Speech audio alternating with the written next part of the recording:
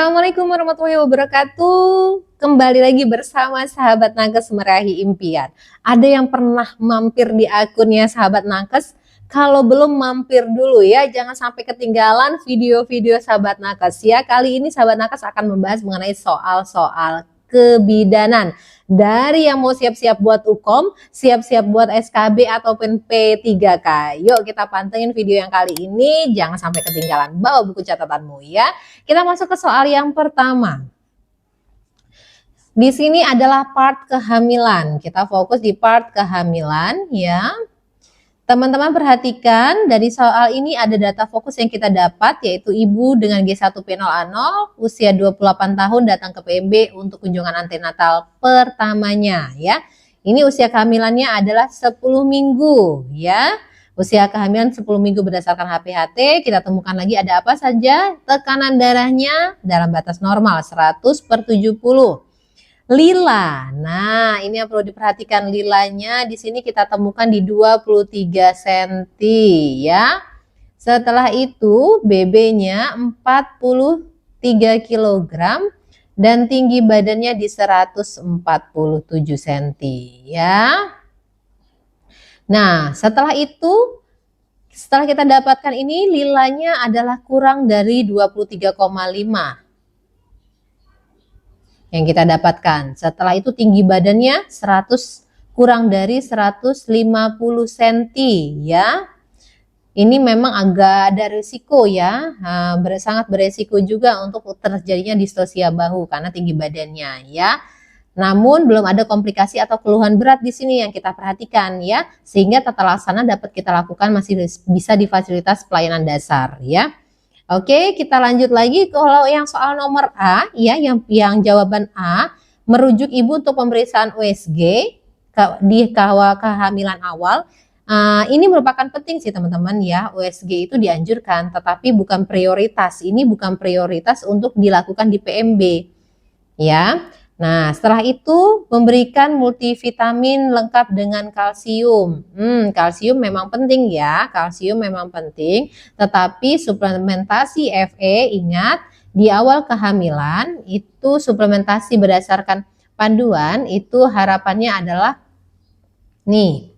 Pada kunjungan pertama sebelum 12 minggu yaitu suplementasi zat besi, ini menurut pedoman ANC terpadu ya.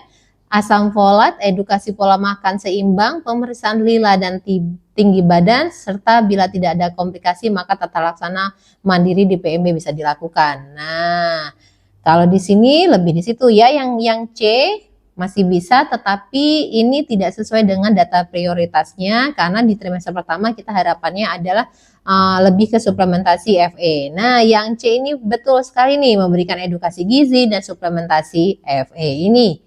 Di trimester ke-1 dia lebih arahannya ke sini ya teman-teman. Nah, melakukan rujukan, kita tidak temukan data fokusnya untuk yang D. Menganjurkan tirah baring juga tidak arahnya ke situ ya teman-teman ya. Karena tirah baring itu lebih ke yang mungkin status gizinya sangat rendah atau ada tanda-tanda preterm laboran atau perdarahan gitu ya. Ini juga tidak ya. Jadi jawabannya adalah C ya. Kita lanjut lagi ke soal yang berikutnya. Seorang ibu ya hamil datang kontrol. Dia datang kontrol ke datar kontrol. Di sini nggak ada datanya, ada di mana ya? Datang kontrol keempat pada usia kehamilan 32 minggu. Keluhan utamanya sering kram kaki, nyeri punggung, tekanan darah 110, denyut jantung normal ya, TFU juga normal. Apa tindakan bidan yang paling tepat ya? Masalah yang kita temukan di sini adalah UK-nya TM3 ya, TM3. Keluhannya kita temukan, keluhannya adalah nyeri punggung dan kram ya, nyeri punggung dan kram. Nah, setelah itu keluhan apa? Fisiologis ya. Nyeri dan kram merupakan keluhan ketidaknyamanan yang masih fisiologis ya. Setelah itu tanda-tanda vitalnya semua dalam batas normal. Nah, untuk panduan usia kehamilan di 28 dan sampai dengan 36 Kita perhatikan evaluasi status ibu dan janin, pemberian suplemen FE, edukasi posisi tubuh, teknik relaksasi, dan senam hamil. Karena sudah mulai banyak keluhan sekali di trimester ketiga ya, maupun deteksi dini. Dari data fokus yang kita dapat berdasarkan keluhannya ya, tidak ada pemeriksaan fisiknya, tidak ada, yang semua dalam batas normal, sehingga kita lihat ke keluhannya, yaitu kram kaki dan nyeri punggung. Kalau anjurkan tirah baring juga sepertinya tidak dianjurkan karena tidak ada resiko di sini tirah baring, apakah dia preteran, perdarahan, dan lain-lain, tidak ada. Rujuk ke dokter spesialis juga tidak ada data fokus yang bisa mengarah ke sana. Setelah itu analgesik, apalagi pemberian analgesik ataupun observasi dan pemeriksaan lab lengkap ini juga masih belum arah ke sana ya, karena tidak ada tanda-tanda yang harus kita perhatikan untuk arah ke pemeriksaan lab. Nah, yang benar adalah yang C, betul. Berdasarkan keluhan fisiologis yang didapat, perlu sekali Bumil ini memperoleh edukasi senam hamil maupun konsumsi kalsium. Nah, buat teman-teman sahabat nakes, kali ini ada loh tryout SKB buat bidan ya. Jangan lupa pantengin webnya. Yang belum dapat info segera cari tahu ya, info untuk tryout SKB bidan. Oke, kita lanjut lagi ke soal yang terakhir. Soal yang terakhir masih di part kehamilan, kita belum pindah part ya, masih di kehamilan. Di sini kita perhatikan seorang ibu G2P1A0 26 tahun datang ke praktek bidan untuk kunjungan kehamilan rutin 20 minggu ya. Ibu mengeluh sering merasa pusing, mudah lelah, dan terkadang berkunang-kunang. Nih sudah kelihatan sekali nih ya. Setelah itu, terutama saat bangun dari posisi duduk, nafsu makan berkurang sejak trimester pertama. Ia mengaku jarang mengkonsumsi makanan hewani, maksudnya daging-dagingan mungkin ya di sini, karena dia mual. Tekanan darah 90/60, nadi 84, denyut jantung 148, normal. HB, nah kita temukan HB-nya di sini. Lila, ya lilanya mepet sekali nih. TFU-nya sesuai usia kehamilan. Apa yang harus dilakukan ya? Perhatikan di 9,5 ini termasuk dari anemia apa teman-teman?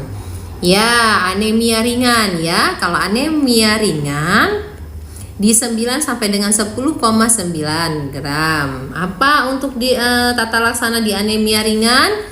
Ini dia ya, berdasarkan panduan kita yang terbaru, yaitu pembelian tablet FE. Setelah itu edukasi gizi serta cek HB ulang 1 bulan kemudian. Kita temukan rujuk bukan, transfusi apalagi, ini anemia ringan ya. Lakukan uji glukosa, tidak ada hubungannya. Observasi dulu sambil edukasi cairan ini untuk dehidrasi ya. Dan nah berarti yang C, berikan FE tablet dan edukasi pola makan tinggi zat besi ya. Untuk kehamilan mungkin terlihat soal-soal yang masih bisa kita bahas, mungkin terlihat gampang, tetapi jangan sampai kelewatan untuk soal-soal tipe yang terus meningkat dan lebih kompleks ya.